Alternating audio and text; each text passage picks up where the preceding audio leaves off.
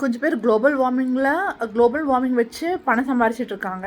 நான் சொல்கிறேன் எப்படின்னு. இப்போ குளோபல் வார்மிங்னா நம்ம லைட் போடுறோன்னு வைங்களேன். இப்போ லைட்டு நான் வந்து இந்த வீடியோ எடுக்கிறது தான் போட்டிருக்கேன். யூஸ்வலாக நான் போட மாட்டேன், ஈவினிங் மட்டும் தான் போடுவேன். அது லைட் போடும்போது ஹீட் ஆகுதுல்ல, ஹீட் ஆகுறதுனால ஏசி வேணும்னு தோணும். ஸோ ஏசிக்காரங்க அதுலேருந்து நல்லா சம்பாதிக்கிறாங்க. ஸோ நம்ம வந்து இந்த மாதிரி லைட் ஆஃப் பண்ணி வச்சுட்டு ஏசி கம்மியாக யூஸ் பண்ணி அப்புறம் எலக்ட்ரிக் வெஹிக்கல்ஸ் யூஸ் பண்ணாலே குளோபல் வார்மிங் கம்மியாயிரும். நிறைய ட்ரீஸ் வந்து நம்ம வந்து நட்டு வைக்கணும்.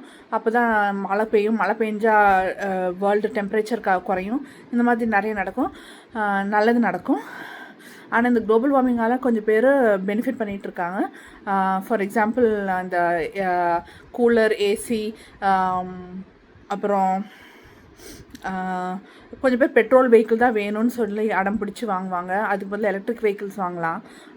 அதான்.